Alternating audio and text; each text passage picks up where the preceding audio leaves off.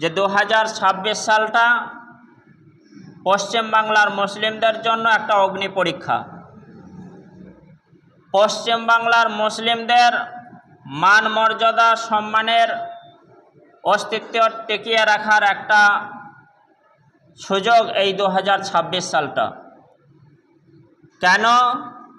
হয়তো আমরা এই লোকাল স্থানীয়দের খবরাখবর নিয়ে হয়তো অতটা বুঝতে পারছি না, কিন্তু আমাদেরই জাত ভাই যারা মুসলিম, আমাদের পশ্চিমবাংলার মাটিতে বিভিন্ন প্রান্তে যারা বসবাস করছে, বিশেষ করে মুর্শিদাবাদ, উত্তর দিনাজপুর, মালদা, 24 পরগনা, তাদের একটু খবরটা নিয়ে দেখবেন যে কীরকম পরিস্থিতি তাদের যাচ্ছে।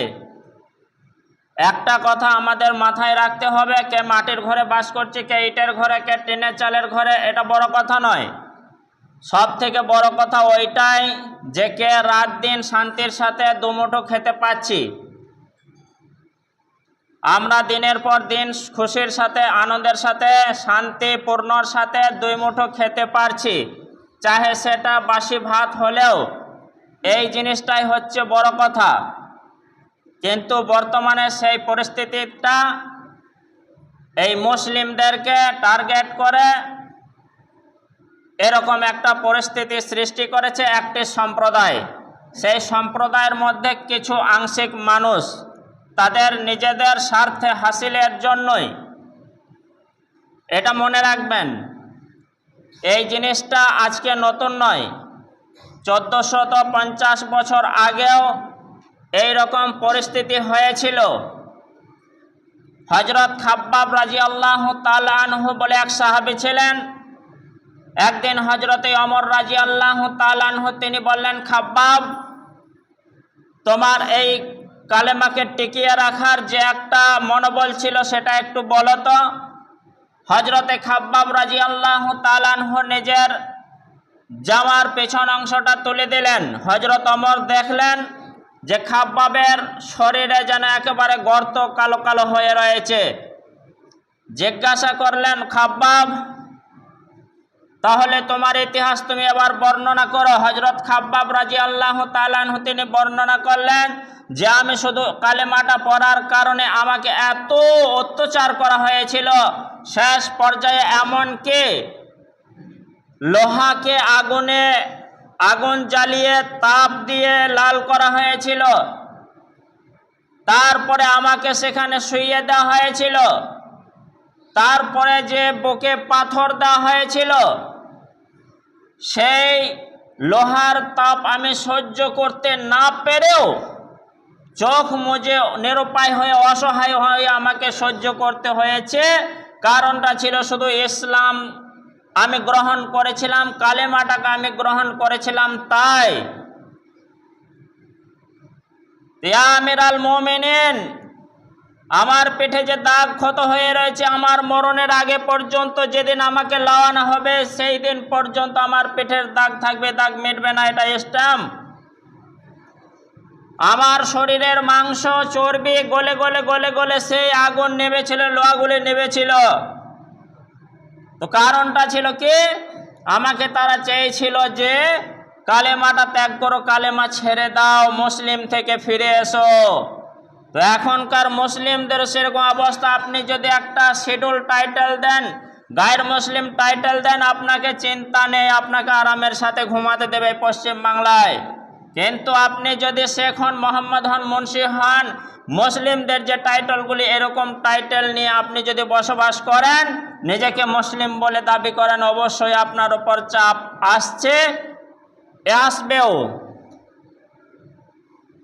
যাই হোক, তো আমাদের করণীয় আছে। আল্লাহ রাব্বুল আলামিন স্বয়ং যিনি সৃষ্টি করেছেন তিনি সব কিছুই করেন, কিন্তু নবীর দ্বারাই শিক্ষা দিলেন। সূরাতুল আল ইমরান 3 নম্বর সূরা আয়াত নম্বর 26, কুলিল্লাহুম্মা মালিকাল মুলকি তুতিল মুলকা মান তাশা।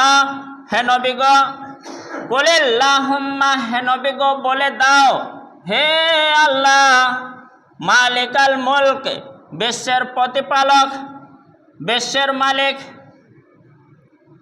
তুতিল মুলকা মান তাশা, তার হাতে রাষ্ট্র ক্ষমতা দাও। কার হাতে?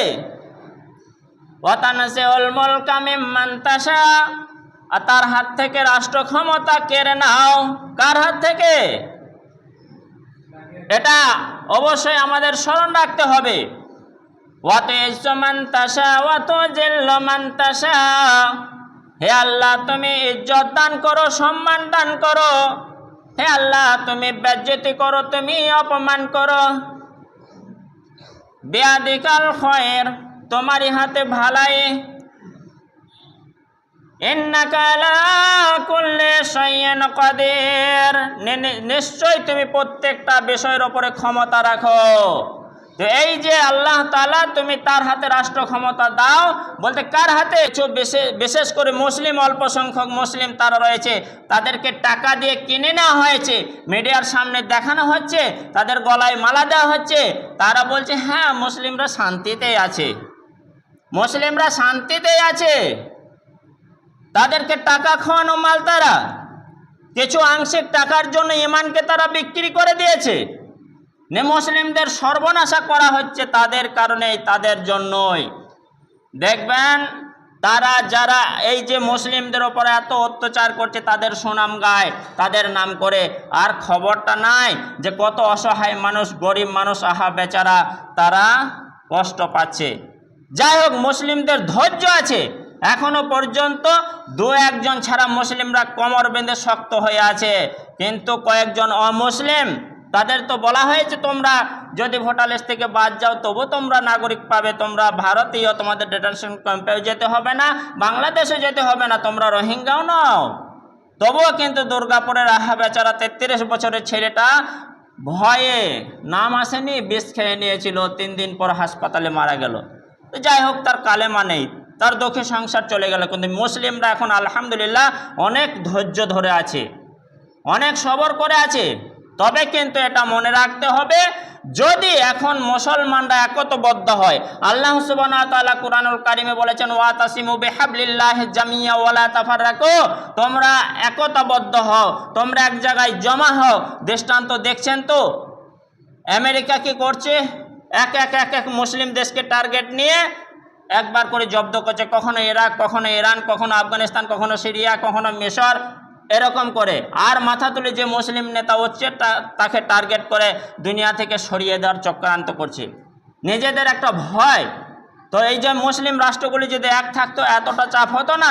সেরকম পশ্চিম বাংলার মুসলিমকে এক থাকতে হবে, যে না কোথায় গেলে, কোন জায়গায় গেলে, আমি কি করলে কোরআন একেবারে শান্তিতে থাকবে, কোরআনের মর্যাদাটা টিকে থাকবে, মাদ্রাসায় স্বাধীনভাবে তারা পড়তে পারবে, তাদেরকে জঙ্গি বলা হবে না, মসজিদে মসজিদে শান্তির সাথে নামাজ হবে, আজানগুলি হবে, কোনো রকম সমস্যা হবে না, প্রত্যেক গ্রামে নিরাপত্তা জায়গায় গরুটা কোরবানি দিতে পারবে। একজন মুসলিম স্বাধীন ভাবে খোলামেলা জায়গা থেকে হাট বাজার সংসারে যাবতীয় জায়গায় খুশির সাথে সে চলাফেরা করতে পারবে, কোনো সমস্যা হবে না, সেই ইবাদতগুলি পালন করতে পারবে। এইরকম একটা জায়গাতে মুসলিমদেরকে এসে একতাবদ্ধ হয়ে থাকতে হবে। নচেত দৃষ্টান্ত উহুদ যুদ্ধ, সাহাবীরা একতা একবার হয়নি, ঐক্য ছিন্ন হওয়ার কারণে, দল থেকে বিভিন্ন রকম ভাগ হয়ে যাওয়ার কারণে 70 জন সাহাবীকে জীবন দিতে হয়েছিল। ভুলটা শুধু একটু ভুল বোঝাবুঝির কারণে। আল্লাহ রাসূল সাল্লাল্লাহু আলাইহি সাল্লাম বলছেন, সাহাবীরা শুনে রাখো, মনে করো যুদ্ধে যদি আমরা বিজয়ী হয়ে গেছি, আমরা যদি যুদ্ধে জয়লাভও করে গেছি, আমরা যুদ্ধে জিতে গেছি, এরকম তোমরা যদি বুঝতে পারো, তাও কিন্তু এই যে পাহাড়ের পিছনে, দুই পাহাড়ের মাঝখানে যে গলির মতো, কাতারের মতো, কাঁদরের মতো খাল জায়গাটুকু রয়েছে, ঘাটিটা কিন্তু তোমরা ছেড়ে দিও না। সাহাবীদের মধ্যে কিছু সাহাবী মনে করলেন কাফেরদের নেস্তানাবুদ করে দিয়েছে, আমরা জিতে গিয়েছি, চলো চলো গনিমতের মালগুলি এবার জোগাড় করে। আল্লাহ রাসূলের সেই কথাকে ভুলে গিয়ে গনিমতের মালগুলিকে জমা করতে লাগলেন, জোগাড় করতে লাগলেন, কাফেরদের ফেলে যাওয়া মালগুলিকে একত্রিত করতে লাগলেন। পেছন থেকে কিন্তু ওই শত্রু দল এসে আবার মুসলিমদের ওপর আক্রমণ, দুই দিক থেকে আমাদের মুসলিমদের 70 জন সাহাবীকে ওই ভুলটা মানার কারণে জীবন দিতে হয়েছিল। মনে রাখবেন, মুসলিমদের একতা থাকতে হবে। আমার এই গ্রামে, আপনার গ্রামে 8 জন, আমার গ্রামে 25 জন, পূর্ব পাড়ায় 34 জন, এই পাড়াতে 64 জন, ছোট চকে 61 জন, এরকম বিভিন্ন জায়গায় 100, 150, 200, 500 করে যে নামগুলি বাদ গিয়েছে, এ পর্যন্ত আমাদের মানে টোটাল যে 92 লক্ষর মধ্যে 70-75 লক্ষ মুসলিম পশ্চিম বাংলায় যে বলছে তারা কাগজ দেখাতে না পারলে তারা বাংলাদেশি কিংবা রোহিঙ্গা না। আর রোহিঙ্গা যারা বাংলাদেশি হয়তো কিছু ভয়ে পালিয়েই গেছে, যদিও থাকে 1-2 লাখ হয়তো বেরোবে, কিন্তু এত না।